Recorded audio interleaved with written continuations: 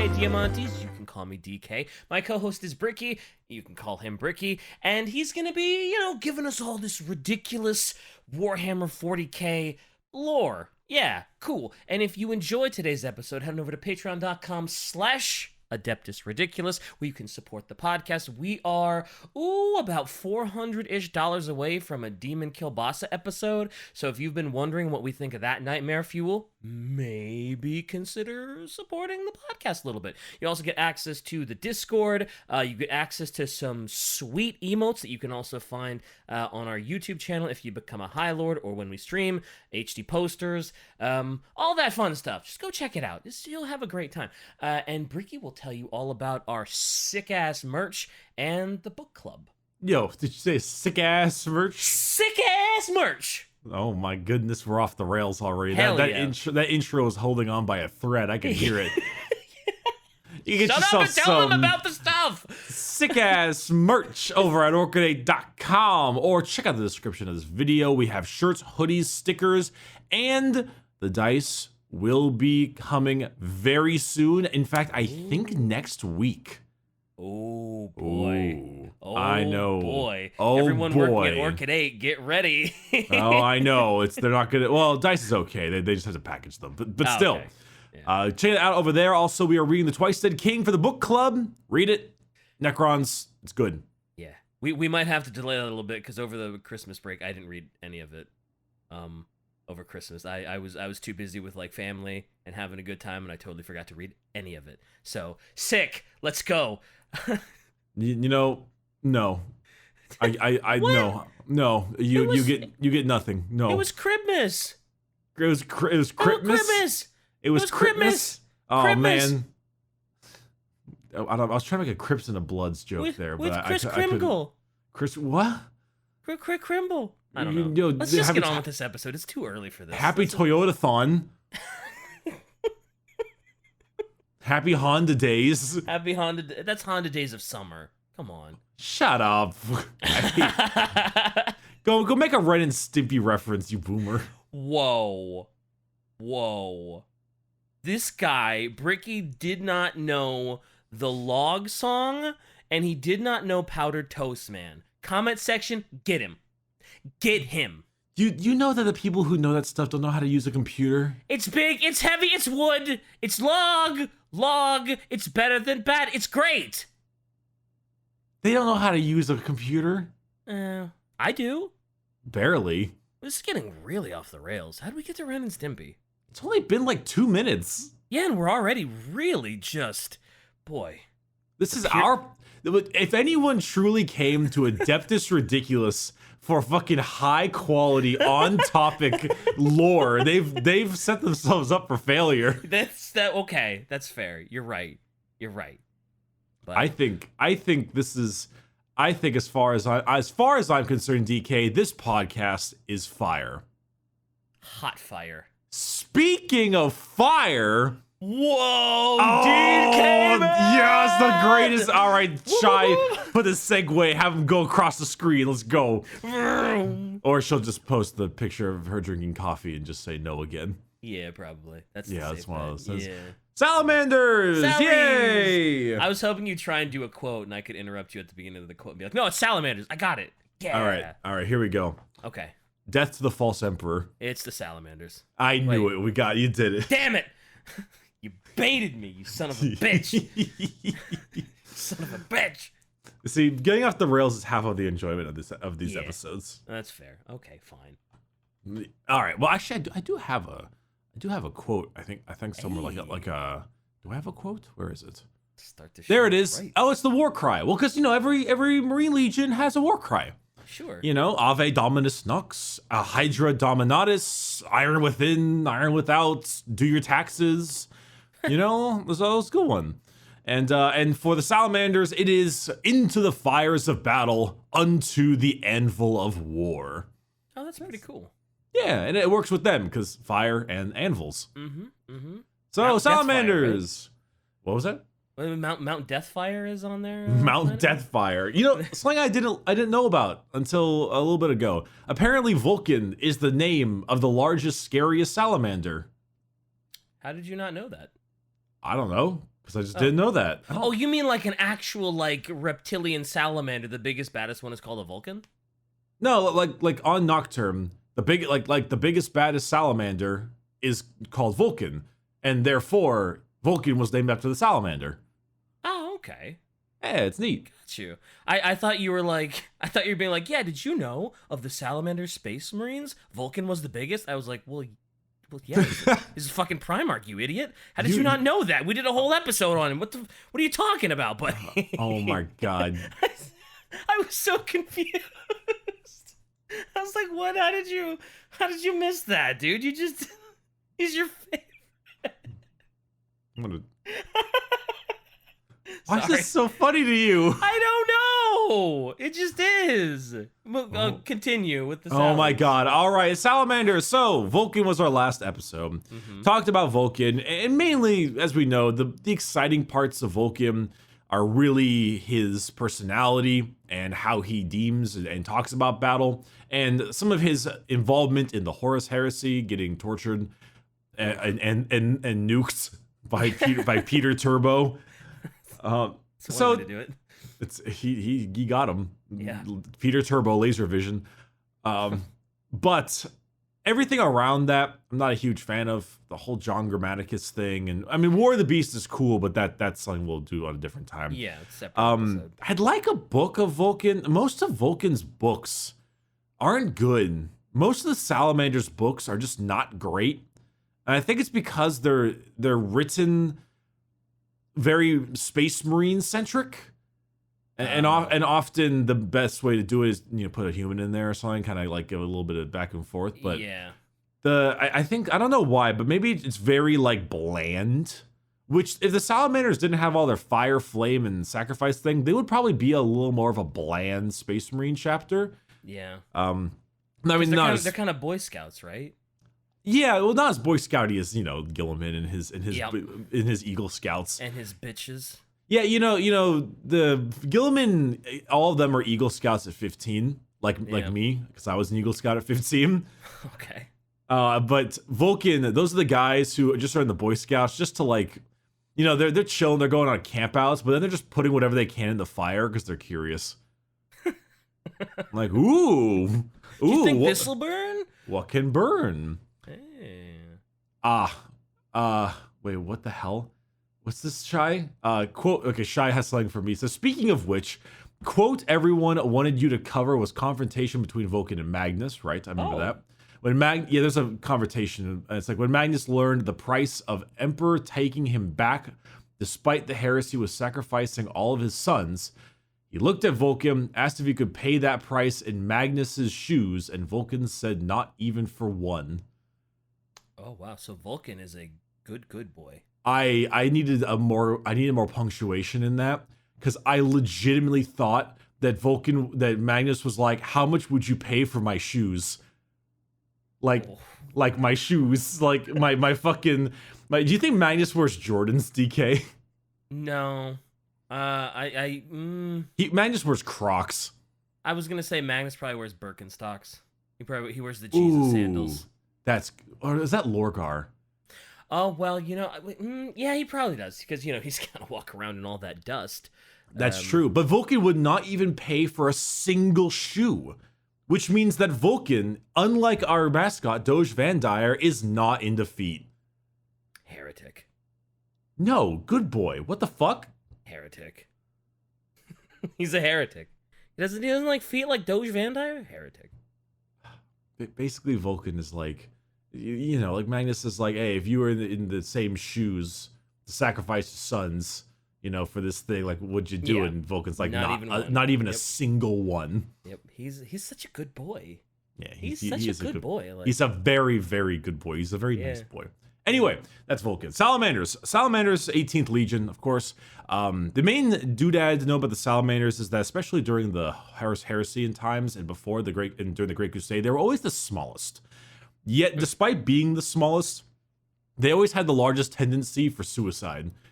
And not actually suicide, but like self-sacrifice, Right. Like suicidal fights, because there's an old quote, and I don't remember who said it. But it was like, The sign of a true soldier is not to hate what's in front of him, but to love what's behind him.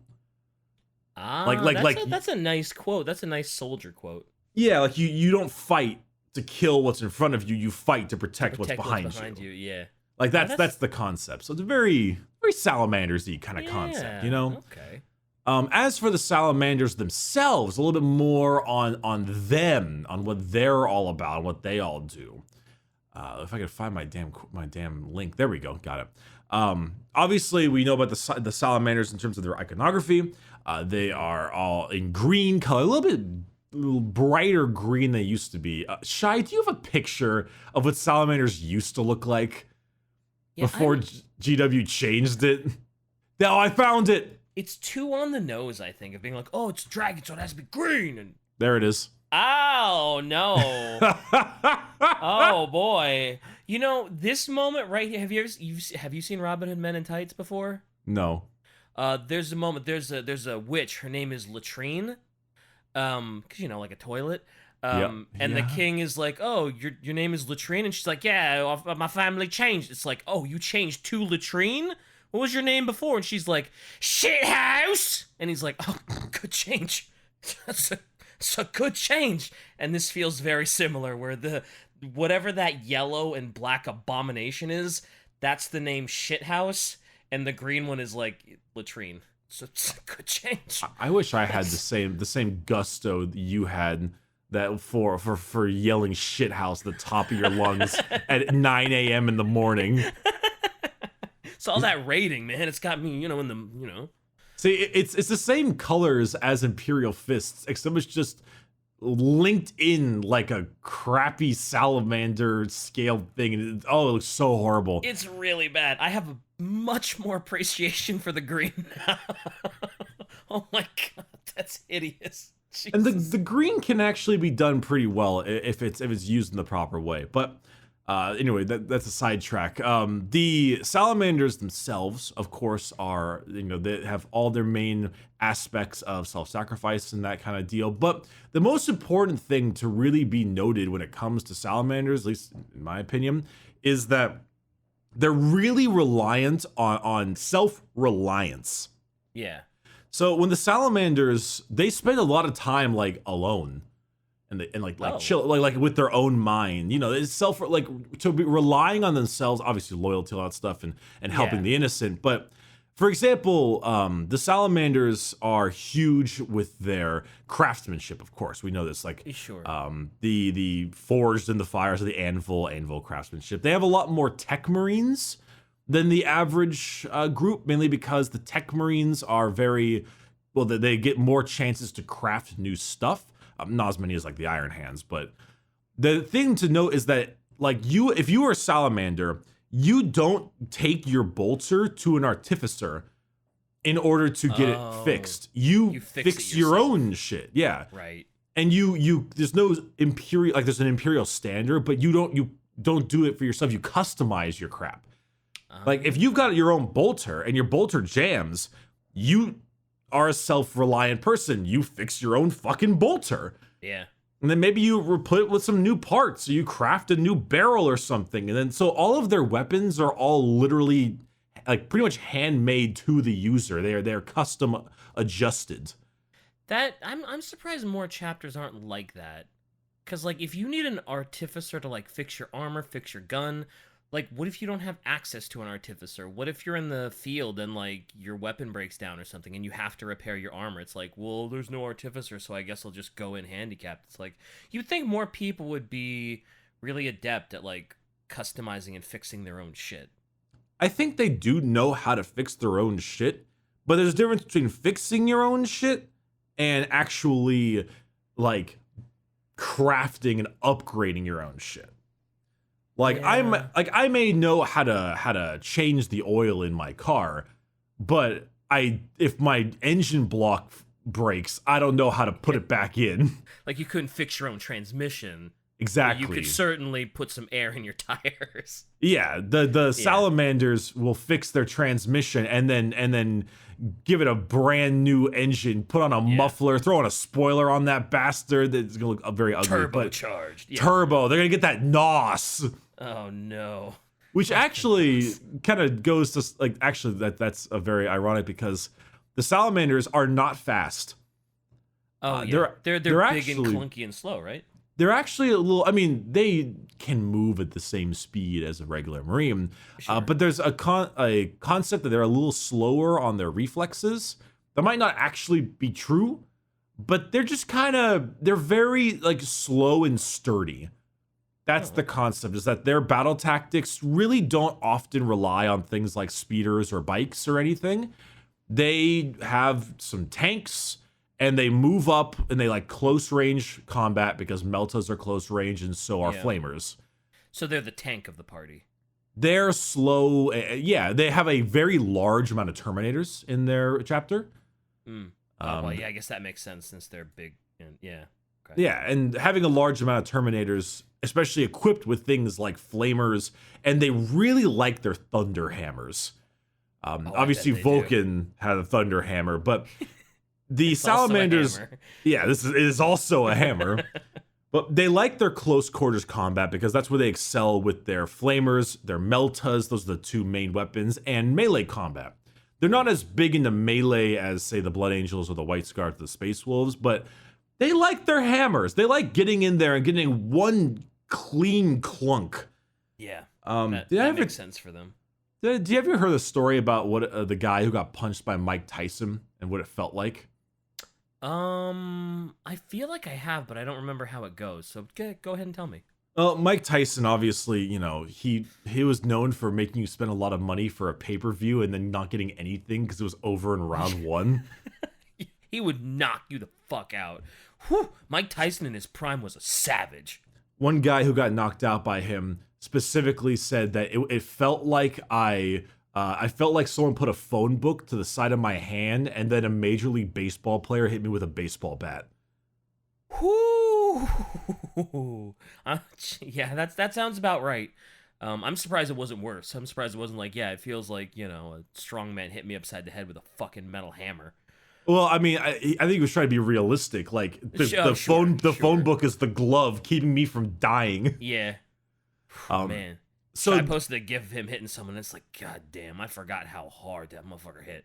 That was a clean uppercut. That was that dude probably was not eating solid foods for a month. A slight shout out to one of my personal favorite boxers was Sonny Liston. Good old Sonny Liston. Love watching his old shit. It's so good. Never heard of him, but I'm sure he hit like a truck too. Sonny Liston's really all right. I'm upset with you. Sorry, Jesus, I don't know boxing.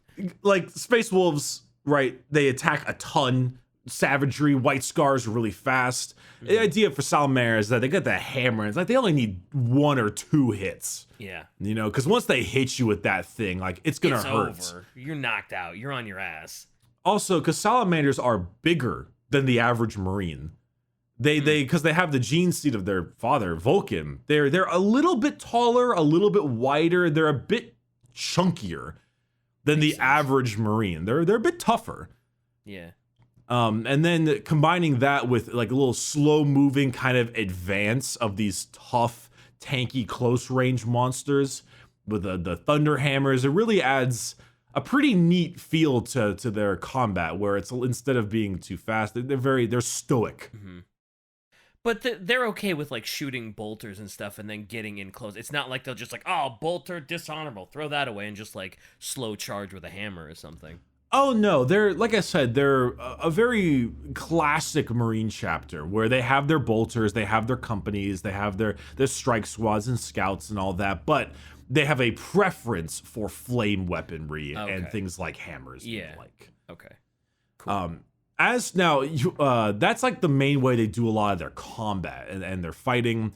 Of course, forging their own weaponry. But I mentioned a few times before that the Salamanders actually are some of the only Marines that actually can chill with their families. Oh yeah. I remember that. Yeah, very rare in the Imperium.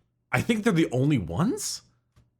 Oh. I think when you become a Marine, you get through all the genetic stuff and you're shipped out and you're gone. But the Salamanders actually a little bit like real military. When they're off duty, they sometimes even like live with their family. Whoa. So you really want to be a salamander then? Well, like, it goes into the concept. Well, I don't know. You when you hear about some of the rituals, you might consider otherwise. But it really adds more to that like sacrifice for humans. Like it makes it really easier to want to save humanity and civilians when you live with your mom and dad. Yeah, I mean you are with humanity all the time, so you'd have a much bigger appreciation for it. Not that this is on topic, but who would be the best chapter to be a part of? Being a space marine is a great job in general. It's one of the best jobs in the entire world of 40K. Mm-hmm. But it's also, unless you're like a fucking aristocrat in some fancy pantsy hive city or whatever. Mm-hmm. But the process to become one is never fun. Oh, that's true. It's grueling, horribly painful, and involves you getting chopped up by surgeons and implanted with crap, right? Yeah, extra stomachs, extra hearts, all that stuff that makes your blood coagulate faster, and it's not a great feeling. Now, I guess the best thing to ever be was some kind of hoity-toity aristocrat in some world. That would be the strongest thing for you, but. Mm-hmm.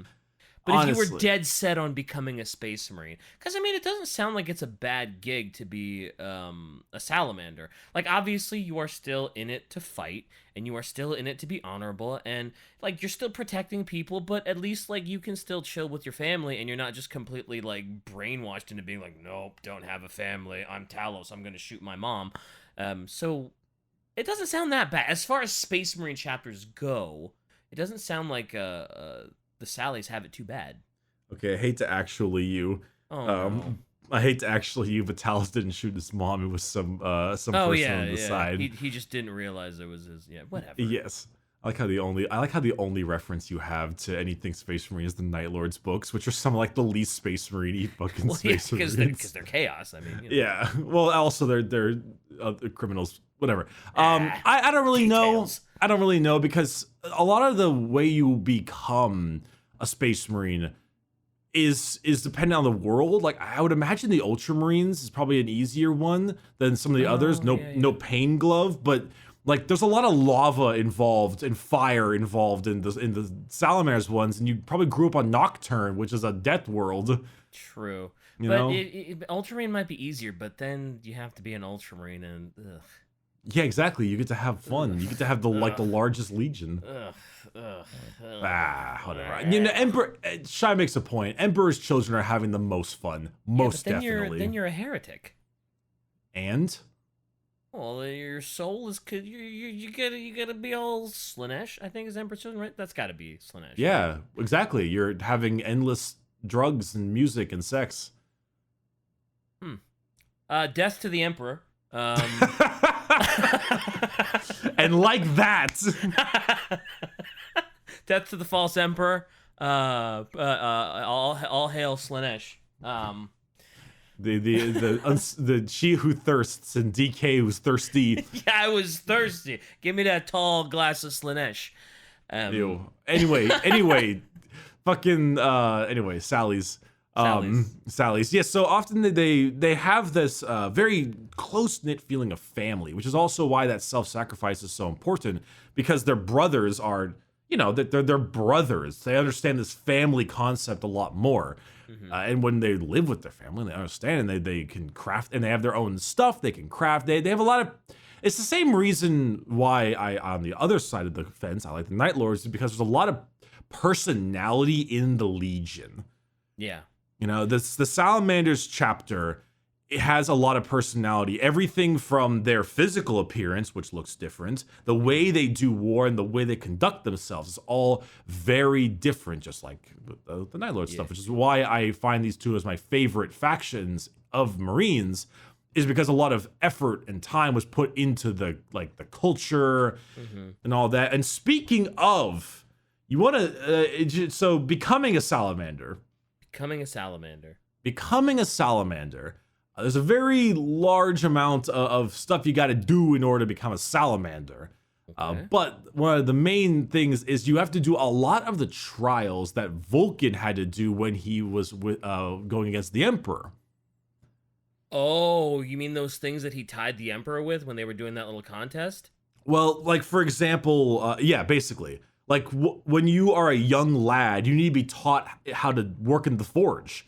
You know, where Ferrus Mance and the Iron Hands like to craft weapons using technology and stuff, like Vulcan liked a good fire and a good hammer and a good anvil. He liked to craft a legitimate, like a sword, you know, Yeah. or a real ass hammer. Yeah, that makes sense for the Sallies. Yeah. And so as you're growing up as a wee lad, you are working in the forge, you are learning how to craft stuff, and perhaps you might be selected to join the Legion. And if you are, which, you know, sounds horrible, but in terms of 40K, it's an honor. Mm-hmm. And if you are selected, you go through a lot of those same tests. In fact, one of the tests, I believe, is in fact finding a salamander and hunting it and killing it. Oh, just like Emps and Vulcan did. Yeah, Which, that's no easy thing, is it? That's well, Vulcan blew his head off with one swing of his hammer because he's an enormous son of a bitch. yeah, but that's Vulcan and that's Big E. Like, not everybody is going to be able to do what they can do. Exactly, which is why it's a grueling task and a hard task. But once you are then, you know, you then become, after that, you get, you know, the usual thing where you're carved up and organs are put into you. Sure, and, the usual becoming a Space Marine thing, yeah. yeah. And then the gene seed, of course, which also does give you a fun little doodad, which gives you something called Firesight, which allows you, well, that's the glowing red eyes are not just aesthetic. They let you, I think, like see infrared. Oh, that probably comes in very handy. It's kind of neat and different and weird, but kind of neat. Yeah, that's pretty dope, actually. Having that ability to see like that is super. It's just kind of a cool thing to add to a little bit like an actual ability to go along with their red eyes. Yeah, and very useful because like they can. So then they can do like night operations because I guess assuming that they're fighting warm-blooded opponents, they can't hide from them. Like they're gonna know where they're hiding because you know they get unless they're hiding in a volcano. Because that's big red chunk. But yeah, that's very handy. It's neat. It's neat to like just have that along with all the other facets of being a Space Marine as like a little additional doodad. Yeah. But also going along and kind of becoming one of these major Space Marines. You work a lot with the Promethean cult, which is their little religion-y thing, I guess. Okay, the Promethean cult. That sounds like a cult of fire. Makes sense. Well, I talked about it a little bit before, where it's like the non-heretical one done by the Inquisition. Oh, yeah. The Inquisition's like, yeah, it's cool. So basically, they use fire a lot to go through their rituals. Mm-hmm. Like, for example, if you like, very often Salamander Space Marines will have ritual branding, where frequently there are trials of them walking over burning coals or carrying hot metal bars. Oh. Because if you're going to have any kind of physical appearance change for the Salamanders, it's going to be fucking branding. Of course. And there are a couple rites or rituals, and this shit fucking gets me, man. All right. So there's one, it's an ancient ritual called the Burning Walk. And normally this is used for the really old or crippled as a way to end their final days in fire, as like a walk and never return. Oh, fun. So you take a solitary pilgrimage to the Pyre Desert of Nocturne. Well, you know, some of them Salamanders take the journey to restore a troubled soul or hopefully die in the attempt. Yeah. And so far only one Salamander has ever come back. Oh. Who came back? Are they like a super important one or Apothecary Fugus of the Third Company? I don't know them. Oh, okay. But they didn't die in the desert. They just came back and were like, "Hey guys, I'm great. I'm better now." Wow. Right. So the other one, the Ritual of Interment and Ascension. That sounds not fun. When a captain of the Salamanders is slain, he is placed on a vast slab of black marble. and then he is lowered into a lava flow in this giant volcanic rock, right?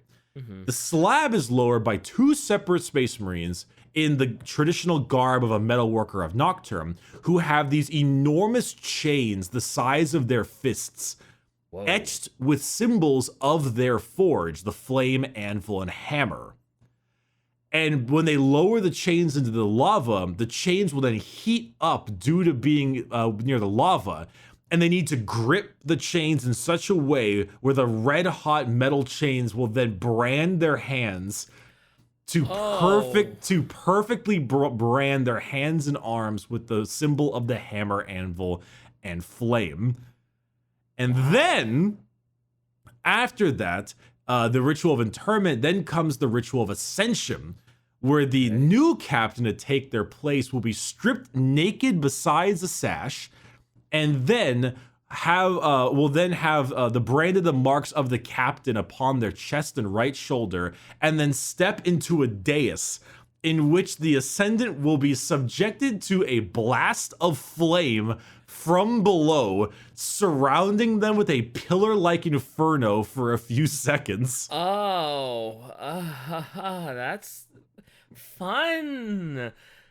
In which the regent then says, "Vulcan's fire beats in my breast," and then the person in the flame says, "With it I shall smite the foes of the emperor." And then he takes a nice bath. Oh boy, that's I mean, I guess that's a very Salamanders thing to do. You're all about the fire and the dragon and the salamanders. So yeah, that sounds very Salamanders. It sounds very painful. Oh boy. I mean, I was like, oh, the branding thing. Boy, that sounds awful. You know, holding those like, you know, basically molten chains. Boy, that sounds painful. That's child's play compared to just being consumed by flames for however long while stark naked. That's There's also another one where when a salamander dies, if the body is not returned to Nocturne and ritually destroyed or burned in Mount Deathfire, they may elect to cremate the body locally in the campaign, where in that situation, as the fallen person burns, the fellow salamanders will then thrust their arms into the flames of the pyre. As a very personal ritual where torches may be added to the ceremony, maybe a lament will be sung, some words of remembrance, but they will all shove their flames in the fire to be like, "I love you, brother." I mean, so obviously that sounds very weird and very painful, but there's a sort of grace to it. There's like a sort of like a camaraderie to it, because that's their brother's final like moments. That's like the flames are literally his last essence, and they're just very close. That's kind of nice. Aside from, you know, the self-immolation. Yes, besides the self-immolation. Yeah, but aside from that, I mean, it's kind of a heartwarming moment. No pun intended, but you know, because you're so, you know, that's kind of cool, actually. Let's talk a little bit about some Salamanders characters, my dude. Sure, let's do it. So the number one main one you'll be looking at in terms of the chapter master is a guy named Tushan, which I believe is memed on in the Emperor Text to Speech very, very heavily. Tushan is he's the chapter master of the Salamanders. He's got a pretty notable history under his belt. He looks dope as hell. He's got this giant fire drake like mantle and cape. He has a hammer, some flame weapons, of course. His hammer is called Stormbearer. Pretty cool. Yeah, I just posted a picture of him, and he does look very dope. Is that's not an iron? Is it Iron Halo that gives you a little barrier shield thing? That's not what that is it? I think that is an Iron Halo, but it's like a flame version of it. So it gives him like a flame shield? No, I think it does exactly what it's supposed to do, but it's just a fiery version of it. It's a Salamander's variant. Gotcha. Because you're a salamander, because you gotta have that stuff. Yeah, so it's like the same thing Gilliman has. I think Gilliman has one, right? Correct. He has an Iron Halo. Right. And Did Doge have one? He had a Rosarius, I believe. Oh, right. Okay, yeah. Which is Gotcha. basically the same thing in terms of gameplay, but I don't know about lore. Right. So this guy is a tanky motherfucker. Well, he's the chapter master. He is the Marnius Calgar of the Salamanders, the guy who fought the Swarm Lord. Oh, right. You're right. Okay, gotcha. So he's the big guy. He's the big boy. He's a big guy. He's the Karn, the betrayer of the Salamanders. He's the big guy, the Typhus of the Death Guard. He's no Karn. He's got both arms armored. Damn fucking straight. He's no Karn, but no one's Karn. He Lamau. was the Lamau. Lol. He was also there during the Second War of Armageddon, where the Commissar Yark fought Gaskell on that world. If you remember that one, mainly helped getting the respect of other Space Marines like the Blood Angels, and mainly went there to go save the citizens. Because of course he did, and obviously he didn't. Sure. Because that's what they do. He's a Sally. Come on, yeah. There's actually not a whole lot talking about Tushan that I see here. There is another character known as Adrex Agatone. Is that where Adrex Earthshade comes from? Yes. No, that's Agrax, right? Yeah. Wait, you're right. It's Agrax. Shit. Well, Adrex is a recent addition. This guy is actually one of the Primaris Marines as of recently, and he is a very new model too. A pretty good-looking model. I'm not gonna lie. He looks super dope. But he's also known as Nocturne's Hammer. He is the captain of the third company known as the Pyroclasts. And he's a little bit of a weird salamander. Adrex is a pragmatist. All right. In more ways than one. Now, originally he started off as a scout, as they always do, scouts, and he was doing his usual thing. But Adrex kind of has this way about him where he's very like, I will protect the innocent, and I will do whatever I have to do so. So he's very cold and a little dour and a little dark. But he looks like a baller. You would think he'd be a little more upbeat if he's all about like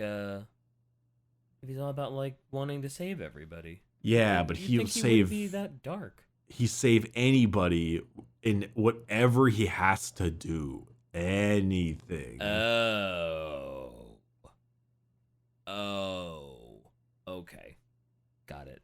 Yeah. So even if it was something that involved him getting fucked up, if it was to save a bunch of people, he'd do it. That's the idea. Yeah. Oh, okay. Now maybe I understand why he's a little more. He's a little more worrisome, but he looks really cool. And he does. His mini also looks great. This is what his mini looks like right here. It's actually one of the better looking minis, I'd argue, for the Salamanders. That is very cool. I like the way it's painted. The other pictures I've seen of the armor makes it look, but I think it's because it's a much darker tone and has that big silver salamander on the side. That looks great. That's fire, if you will. Look at this. It's a funny guy. I know. Oh my god. Adrex is actually pretty good on tabletop. I like him a lot. As for the other character we have Brayarth Ashmantle. Okay. He is a dreadnought. And he is actually the one currently residing in the Iron Dragon Dreadnought. He's a little nothing like I said, there's not a whole lot Salamanders stuff in terms of like the books don't really give you a whole bunch of crazy ones or anything. Yeah. It's a little like Are the Salamanders Dreadnoughts any cooler than the other ones, or are they all just boxes? I think that these are all just boxes. It would be super cool if the Salamanders, instead of having boxes, they had like mechanized dragons, like the shit from Mega Man, where you had like robot dragons. Oh shit! That would be kind of dope. I won't lie. That would be so cool. And everybody's like, "Oh my god, if I die in battle, it's okay. I'll get a fucking robo dragon to drive around in the afterlife." just getting a Robo Dragon. You can run Ash Mantle as well on the tabletop. But the main character, the main person we want to talk about is someone named Vulcan Histan. Oh, who's that? Vulcan Histan is someone known as the Forge Father. Mm-hmm. And this is a very special title. The chapter master is the big one who leads the chapter, but being the Forge Father, he is tasked with a very specific journey, and that is to find Vulcan. Right. And Vulcanistan is actually named Vulcan because of, like, to take the name of the greatest of the Salamanders, because he is the Forge Father. Right. And so for him, he was one of the best forgers at his time as a young youth, where a lot of the Salamander Space Marines would actually come to his like metalworking area to watch him work as a young lad, because he was that talented with what he was making. And he eventually was able to slay, the usual, slay the giant lizards. Yeah. He rose to his ranks as a scout, was eventually promoted to Forge Father, and he was given something known as the Tome of Fire, which is actually a mysterious little book written by Vulcan, and it showed up right before Vulcan disappeared. Okay. For the last time. Right. When he showed up as an asteroid? No. After this is after the War of the Beast. Oh, okay. Gotcha. Cool. So this tome carries as a Forge Father, his job is to understand the tome perfectly, like know the whole thing. But in the tome are a lot of like words of wisdom, guidance for everybody. But there's also lots of volumes where secrets are revealed with clues, riddles, and tests that Vulcan wrote for his sons. Oh, and this is why. He said like only the most intelligent of his chapter would be able to figure it out. Is it bad that as soon as you said that, I just imagine this big fucking space marine looking through? He's like, "Oh, what's the next secret?" And there's just like a big crossword puzzle with the numbers below it, and he needs to figure it out. And he's like, "What's a 10-letter word for immolation?" I don't know, boss. Wait a minute. He's like, "I gotta figure this out." I don't know if that's actually a word, but wait, immolation. 1, 2, 3, 4, 5, 6, 7, 8, 9. So close. Oh no, wait, no, there is 10. 1, 2, 3, 4, 5, 6, 7, 8, 9, 10. There's 10. Immolation is a 10-letter word. Let's go, DK. What's a 10-letter word for immolation? It's immolation. Wow, Vulcan, you sneaky son of a bitch. What's a 14-letter word for immolation? Self-immolation. Oh, wow, this is great. This is the wisdom of Vulcan. What's this? In this book, it says the only way to true ascendancy is to light your feet on fire. Well, all right, if Vulcan says so. Turns the page. Lol, your foot's on fire, fucking idiot. Now I just imagine the Tome of Fire is just like crossword puzzles. It's a jumble puzzle. There's a page. It's like a coloring book. It's like, once you color this in, you'll know the location of the blah, blah, blah. It's like, all right, does that purple they want to color in. It's like a space marine, and they want to color it in order to understand the location of the next artifact, they need to color it in properly, but they only own orange and red crayons. Yeah, and a green one. And one green one, and they keep on like, damn it, how do you color in the bolter? We only have fire crayons. Yeah, maybe if you mix the... Anyway, yeah. That's all I can imagine this tome being now. It's so stupid. They're pondering their tome. To ponder the tome. So there are currently, so they found out is that there are 9 artifacts of Vulcan. Mm-hmm. And of the 9, the idea is that they find all 9 and then Vulcan will return to them. And so it is Vulcan Histan's entire purpose to find these artifacts. It is his entire job to search for them. Okay. And so he currently has 5. 5 of the 9, and 3 of them he personally wears on his person. Oh, which 3 does he wear? Like, well, did they first. Give him any powers, or are they just literally artifacts? Well, first things first, his mini is very old and shit. Oh, I mean, it's not that bad. I mean, I think it's resin, so it's bad. Oh, I was gonna say looks wise, it's okay. I mean, it's not as bad as some of the Necron ones. I guess, It's not but as good as what's his face? I already forget what the other dude's name was. What? The bald guy, he tries to save everybody. What's his name again? The bald guy he tries to save. Yeah, the guy we were just talking about before Histan. Adrex Agatone? Yeah, that's that. He's way cooler. Oh well, yeah, he looks better because his model is like super new. Yeah, they like Histan just kind of looks like a space marine. Like there's nothing very special about him. With a cape and a spear. Yeah. Yeah, and Adrex is just like, look at how beefy I am. My armor is cooler. I have this big flame thing, and I have this giant gold pauldron, and I have a gas mask thing on because I'm too hardcore to wear a helmet. Ooh, like I would think that these two minis should be swapped. Histan should look the way Adrex does, and Adrex should look the way Histan does. I think it's mainly just because the fact that old model. And then Vulcan new or Adrex new model. Is there any chance Histan is getting a new model? Sorry to interrupt again. I hope. Yeah. I hope. I want like there's some cool kit bashes out there. I just hope he gets a better model because he's a big deal and he's a shitty fucking model. But regardless, the three he currently wears, he has something called the Kessere's Mantle, which is that gigantic cloak he has on the back. It's a scaled cloak from the skin of a drake slain by Vulcan himself. Oh, okay. Is it the drake that he slayed with the Emperor, or is it just a different one? I'm assuming it's a different one. Okay. He also has something called the Spear of Vulcan, which is a weapon forged by Vulcan himself, which is apparently so damn strong that if it hits enemy Space Marine power armor, it will set their armor on fire. Whoa.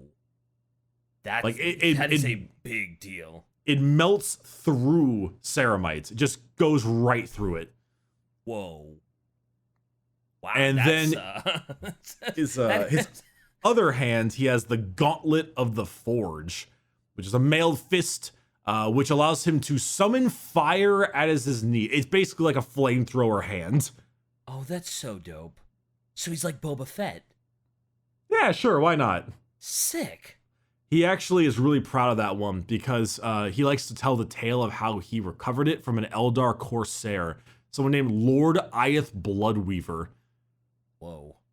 Yeah, it's pretty cool. That's I don't know why, but aesthetically that one is the coolest. Having the flamethrower fist is just that's top tier fantasy aesthetic. A flamed gauntlet like that is super awesome. Oh hell yeah. So Vulcan Histan's quest is simple: hunt for the remaining relics. Now on about 3 occasions, I think, Trazen the Infinite has attempted to steal the spear. Of course he has. And it's a priceless artifact that'll maybe bring back Vulcan. Of course he wants it in his gallery. Mm-hmm. So occasionally he's been stabbed by the spear and then teleported to his surrogate, and he's like, "Damn it! Damn it! Not again!" Shit. So Trazen knows how much that spear hurts. Oh yeah, but at the same time, he's also like, "I want it, and I'm gonna fucking get it." I mean, that's a hell of a thing to have. Like, even if it wasn't just for the gallery, it'd be a hell of a weapon to just straight up use. Yeah, it's super nuts, and it's pretty it's pretty cool in the tabletop. Although I might need a rules upgrade. Yeah. On another side note, Salamanders, like many Space Marine chapters, do have librarians.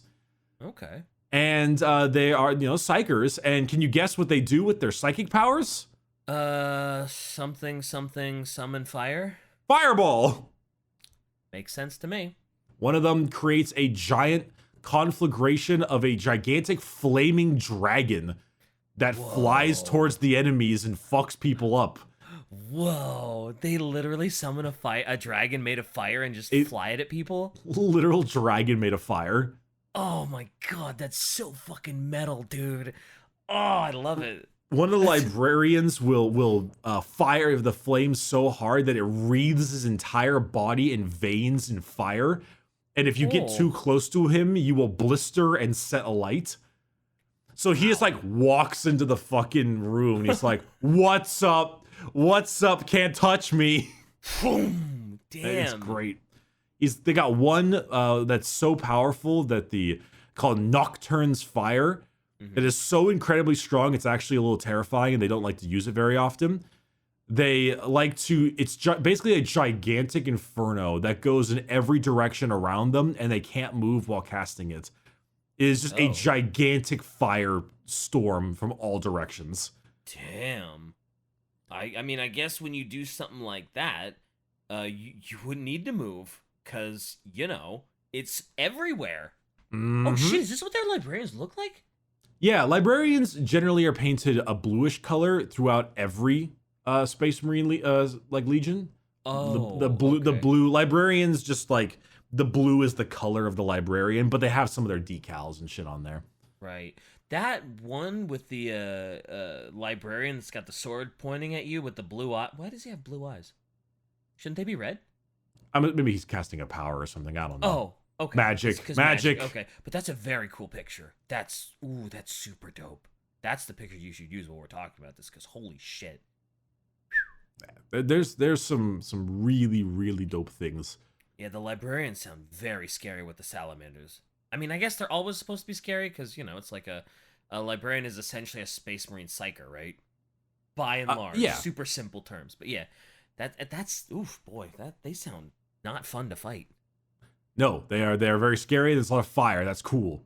Yeah. Very cool powers. Want them on my side, though. They have a couple other cool relics. There's something called the Surtur's Breath, which is a salamander with a unique modification that was used with a reputation with the Death Watch. And it basically, it's just like a flame with a special propellant that fires at twice the range with an ultraviolet fire, which is kind of neat. Yeah, that's cool. You've got something called the Wrath of Prometheus, which is a special crafted bolter, which of course is always cool looking. You've got the Salamander's Mantle, which is a gigantic drakeskin cloak. Oh, nice. Dope-ass cape. Nice. Dope-ass capes are always awesome. Yep. You have like I mentioned the Gauntlet of the Forge already. There's some ships and burning halos, which are... Burning halos are actually super interesting because they're that's what it's called, burning halo. Yeah, that's what what's his face had. Right, so it's called an iron halo. That is a burning halo, which is basically an iron halo, except when the force field is struck, the kinetic energy is then converted into an explosion of searing flame back at the attacker. Oh boy, so it's like an iron halo on crack. It is a crack halo. Wow. That's really damn. Imagine trying to bonk somebody with like a hammer, and then it just hits back at you and just gets set on fire. And you're like, oh, the risk I took was calculated, but damn, am I bad at pyrotechnics? Is there any proof that like once they find all the relics that Vulcans actually kind of come back and it's not just a wild goose chase? No. Okay. I mean, maybe there is, but I don't know of any. And honestly, it probably is better that way. That there's just like this Vulcan said this is the way to do it, and we'll see. Is it bad that I kind of want them to find all the relics and have nothing happen? It would be very 40K, very grimdark. It's a very grimdark thing to happen, right? They go to all this trouble, find all the relics, and nothing. They also have a very funny accent they use for them in the text-to-speech series, where they make them all sound like hoity-toity like knights. Oh. Or like they kind of walk. It's like, oh, doth thou find fire fearful? Ha ha! Begone, demon! Fires flamer. It's like, thine foul smuttery. All right. Yeah, sure. I'm just imagining them with that voice, being like, what? Doth Vulcan not return? Blasphemy! Where thou art thine, doth Vulcan? Doth Vulcan where? Alas, poor Vulcan, I never knew him, because he's gone. Oh, Vulcan. I'm just assuming shit like that. I mean, well, it sounds like all these relics are, like, pretty... Like, they'd be useful in a fight anyway. So, like, even if Vulcan doesn't come back, you still have all these really dope relics that honestly, the Salamanders should have anyway. Right? Oh, yeah. I mean, the Salamanders... the thing is that a lot of their fancy-pantsy relics aren't actually that interesting to talk about because it normally just comes down to really good flamer and really good hammer and really good bolter. Yeah. Because they craft all their shit. And that's, the whole point of the matter. Yeah. Shy said salamanders are cool, but kind of over specialized. If you ever DM a Dungeons and Dragons game with salamander, just throw some fire-based monsters at them. They'll be like, "I cast fireball," and you're like, "It doesn't do anything," and they go all Pikachu face. That's that that sounds works. about right. If They you want to be certainly a are. douchebag DM, you could certainly do that. They certainly are specialized, no doubt. I can see that. Yep.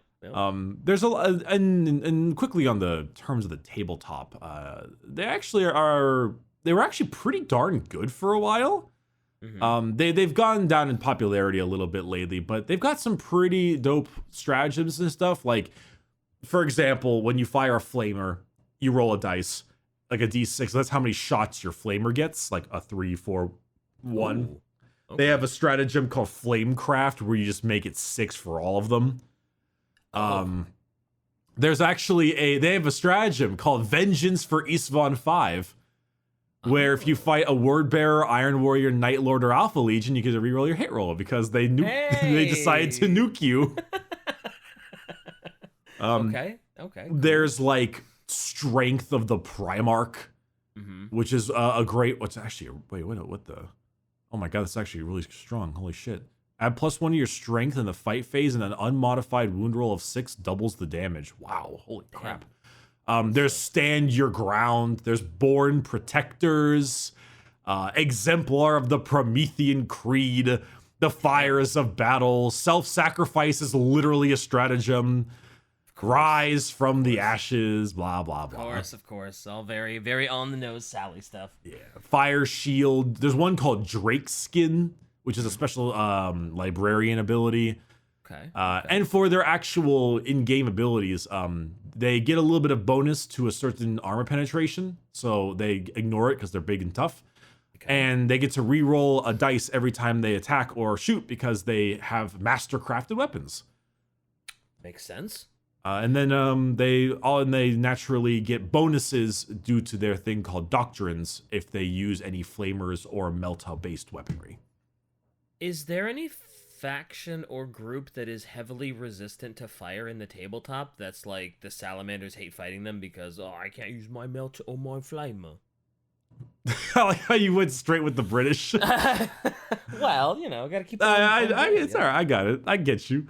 No, because that kind of turns it into a very Then you'd be metaing people out and you'd be counter-picking armies. Yeah. No one likes dealing with that kind of stuff. But I mean, yeah, I do own salamanders. I don't have them painted up fully, but I played them on the tabletop a few times on Tabletop Simulator. Oh. Okay. I mean, they play like they're supposed to. They get benefits for flamers and meltas, so take a lot of them. They're a bit slow, unless you take the fast stuff, which sometimes I do, sometimes I don't. It just depends. Could you take a transport to load them into and make up for their lack of speed? Oh yeah, you can take like a Land Raider or something. It's just they're not very good. Oh. Okay. Well. But then there's certain things like I really like Adrex Agatone on the tabletop. I think he's super good. He's got his hammer does a mighty 4 damage, which is insane. He gives a really nice ability where he allows people around him to have a wound roll of +1 during melee. Vulcan Histan is pretty good. Vulcan Histan lets you re-roll the wound roll for any flamers or melta weapons you have, which is pretty great. Does he do more damage because he has the relics and he has the spear? His spear is actually really shit, I'm not gonna lie. Ooh, that's unfortunate. Yeah, for the people watching, his spear is strength 6 -2 D3 damage with only 4 attacks. It's actually really mediocre. Oh. I feel like he needs an update because Adrex Agatone with his strength 8 -3 4 damage weapon is so much more powerful. Yeah. Would you run Vulcan Histan? Wouldn't you just run Adrex? Vulcan's okay. Vulcan's a little cheaper, but the mainly reason you would run Vulcan is because he gives you a nice reroll to wound or you can select one core character and reroll a wound. The thing about flame weapons is that because they're flamethrowers, normally you have to roll to hit and then you roll to wound. Accuracy then strength. Yeah. Because they're flamers, you never have to roll for accuracy. because they're flamers. Oh, right, because, who needs accuracy with a flamer? Yeah. So, ironically, flamers are some of the best weapons to destroy aircraft because they don't have to roll to hit. Okay. That's pretty clever, actually. I like that. Since you only have to roll to wound, the fact that Vulcan can give one unit full rerolls to wound with flame weapons. Oh, okay, that becomes pretty good. And then if you're Salamanders, if you're in a certain part of the game, all of your flamers and meltas get an extra +1 to wound.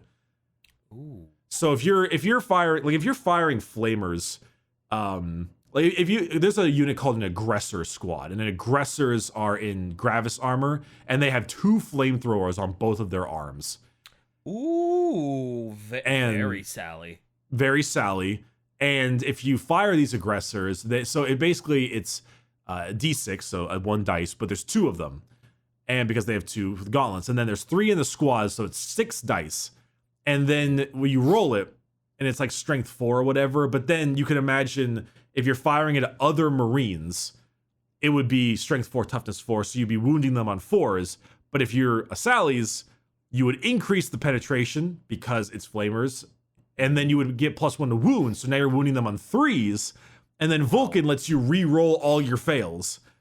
So you're wounding them on 3s, re-rolling all your 1s and 2s. So it can really it can really compound on itself, you know? Yeah, it sure can. That sounds fucked up.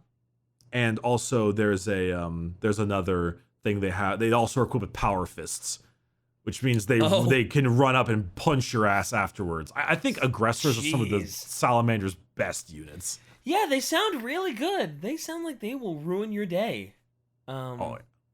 Also, those Sallies that Shy posted are actually painted really well. The color scheme looks a lot better the darker the green is. I agree. I think the dark green is what makes it stronger, or looks better. The light green of those earlier pictures we saw looks absolutely atrocious, but that dark green painted one looks really spicy. Yeah, there's some really, really good ones in there. I like it a lot. Yeah. Anywho, I mean, after some gameplay stuff, that's really the Salamanders. General overview. Some Sally boys. They're good. They're good boys. They're very good boys. I like Sallies. I was gonna say I don't know that I'd mind being a Sally if I had to be a Space Marine, but their rituals are a little insane. A little. A lot of that self-immolation and setting yourself on fire and branding yourself and picking up hot chains and hot molten chains and oh boy. But it sounds like once you've done all that stuff, it's pretty great to be a Salamander. You get to be with your family, you're honorable. Yeah, they sound pretty sick. For as great as it is being a person in the 41st millennium. There are way worse things you could be. Like a chair. You could be a sofa. Yeah, you could be a desk lamp. You could be the shade. You might be the shade on the lamp. That'd be awful. All right. That's good. We're good. We're good. We did it. Salamanders. To our viewers, real quick. The year is coming to a close. We're about to roll out 2021. 2021 and 2020 have felt like a blur. Oh god, yeah, they felt like 5 years wrapped into 2. They really felt like they were the longest and most confusing years ever. Yep. As for us on Adeptus Ridiculous, we have a lot of stuff planned for 2021. 2022, I'm sorry. 2022. We've got a lot of stuff planned. We have tons of merch ideas throughout the year. We've got some exciting episodes, possibly even some interviews. And we even have some competitions we plan on running at some point. Ooh. So, with all of that, I want to extend a very heartfelt thank you Me and Shy have dragged DK to success. Oh, you really have. Yep. And And boy, does DK appreciate it, by the way.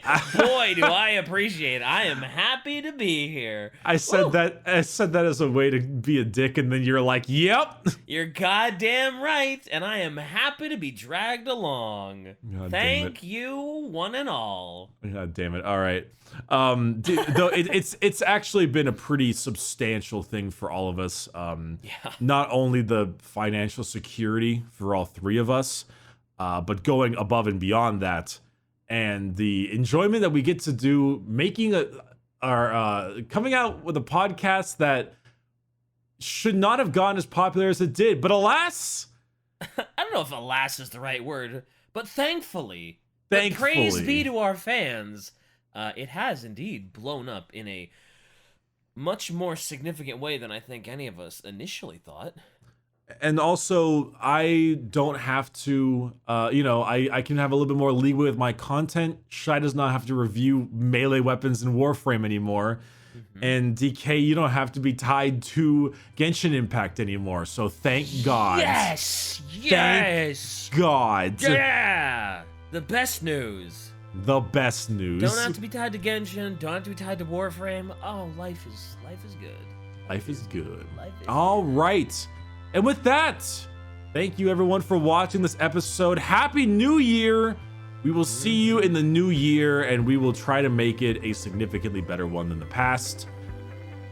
My name has been... make it a ridiculous one. God, I was gonna try to do a normal outro with the my name is Bricky thing, and you ruined it. That's it, DK. That's it. You've posted cringe. Oh. Get down in the crypt. No. All right, DK. Get in the lava. Oh, fine.